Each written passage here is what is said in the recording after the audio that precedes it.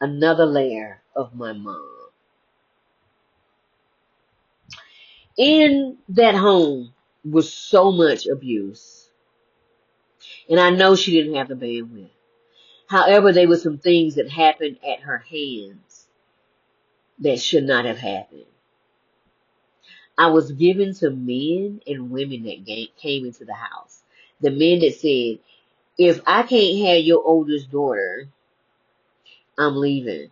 And she would clean me up and give me to them, and she would sit in the room, watch, and play with herself. And I would scream and say, get me out of here. And she would like, you deserve it. You deserve it. Don't nobody love you. Don't nobody want you. Just things like that. And today I just truly released her, and I said, that's no longer going to hold me back from anything, because I'm worthy of everything that I think I'm worthy of. And I release her of that, and whatever pain that she's going through now, that's between her and God, because I don't hold her. I don't hold her. That's between her and God now. And I was going to keep that to myself, but God said release it because somebody needed to hear that. So your life is never too far gone. So I had to deal with a lot of stuff. Because whenever you have intercourse, you pick up the spirits of the people that you're having intercourse with. So there were so many other spirits on me that I didn't even ask to be there. You see what I'm saying? That's what I had to fight. You see what I'm saying? That's why we went against the big, gigantic ones. Okay. And then don't forget about my other two books. Already on the New York Times bestseller list, Influence and Impact with Chris Voss, and Mindset Matters with Jack Canfield. If you would like to know more about me, there's more about me in those books. Honey, because God don't care nothing about your background. God know everything about you and still love you. You know the booth in the back of the door and still loves you. But see, you gotta love you. That's the thing. Notebooks and journals for all, coloring books that help in meditating and recalibrating the mind. I'm excited about this venture. I got a lot of stuff on Amazon, a whole catalog, but my specialties about how to fight the Volturi, the biggest things in your life that you're ashamed of, the things that you don't tell nobody about, that's on my store. Don't forget about the link to the 105 spiritual laws that govern the earth. Remember, we are no longer underneath the law. We're under love and grace. Don't forget to sign up for the newsletter for the juicy updates and upcoming events.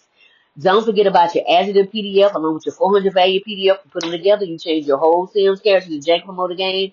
Apologize to Kanye West because this is a Sims game. Okay? It's a whole hologram. Look at the new link for the school app. Come on over and spend some time with me. I would love it. We could get to giggle and laugh. I was inducted into the new class of Who's Who for 2025, Influential Women 2025, and Women's Worldwide. Look what I received in 2017. Man, God is good and His mercy endureth forever. I was doing some work with my nonprofit, Refuge Women's Transition Center. So what I was doing, I was bringing out women and teenage girls out of sex trafficking. I had a lot of help, but then I looked up and they went to help someone else that was more, their name was bigger than mine, right? And they went to help them, and God said if they want to leave, let them go. And I said, well, say less. And then I started helping teenage girls that came out and said they were LGBTQAI, or that they was praying to their families, and their families kicked them out of their house.